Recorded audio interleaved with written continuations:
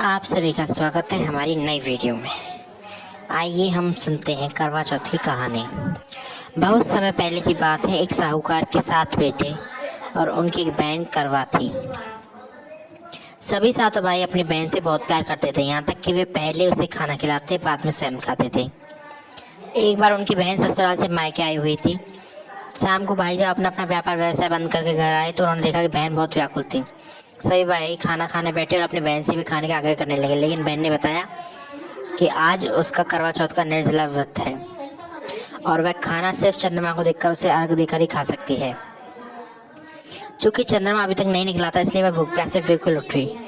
सबसे छोटे भाई को अपनी बहन की हालत देखी नहीं गई और वह दूर पीपल के पेड़ पर एक दीप का जलाकर चलने की ओट में रख देता है। दूर से देखने पर ऐसा प्रतीत होता है जैसे कि चतुर्थी का चांद उदय हो रहा है।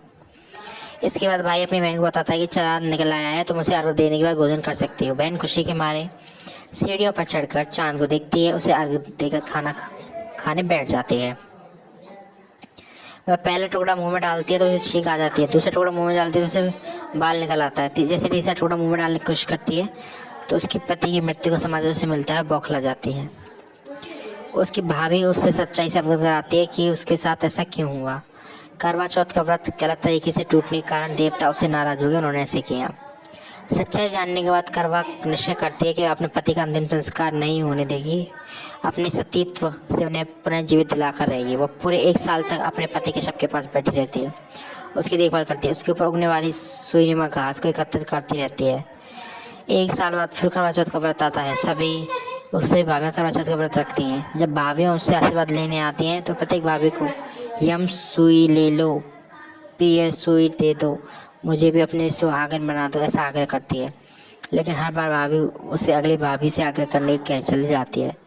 इस प्रकार जब 6ठे नंबर की भाभी आती है तो करवा उसे भी यही बात दोहराती है। यह भाभी बताती है कि चूंकि उससे छोटे भाई की वजह से उसका व्रत टूटा था, तो उसकी पत्नी में शक्ति है कि वह तुम्हारे पति को दोबारा जीवित कर सकती है।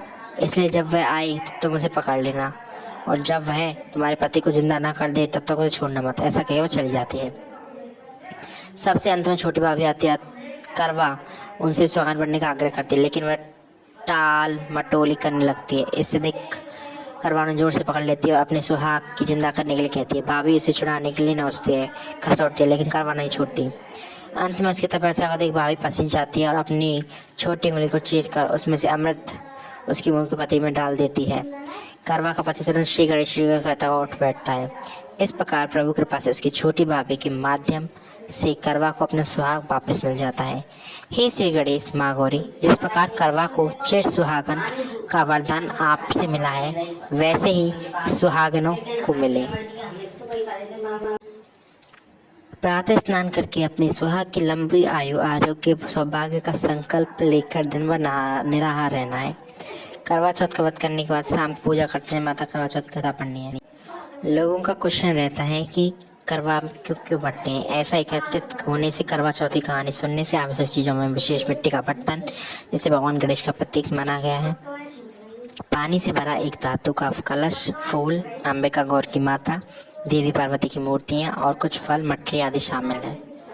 चांद की पूजा कैसे की जाती है। करवा चौथ पर चांद की पूजा के लिए चांद निकलने से पहले सूर्य श्रृंगार करके तैयार हो जाए।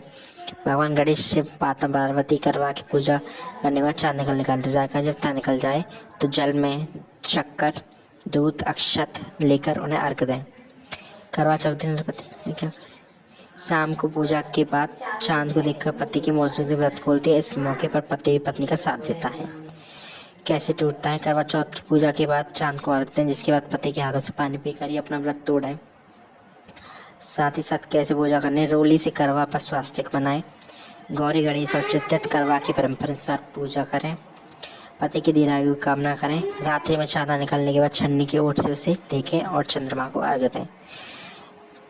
करवा चौथ के लिए बहू के मायके से ससुराल वालों के लिए कपड़े, मिठाई, फल, मटरी आदि चीज़ें आती हैं। व्रत वाले दिन बहू भी अपनी सुहागन सास को साड़ी और श्रृंगार की सामग्री भेंट करती है। इसे ओटी बनना भी कहते हैं। अगर आपको हमारी वीडियो पसंद आई हो तो वीडियो को लाइक कर दें। अगर आप हमारे चैनल पर नए हैं, चैनल को सब्सक्राइब कर लें और ऐसी ही वीडियो से जुड़े रहने के लिए हमसे जुड़े रहें। मिलते हैं हम आपसे ऐसी ही एक और वीडियो में। जब तक के लिए राधे राधे, जय श्री राधे।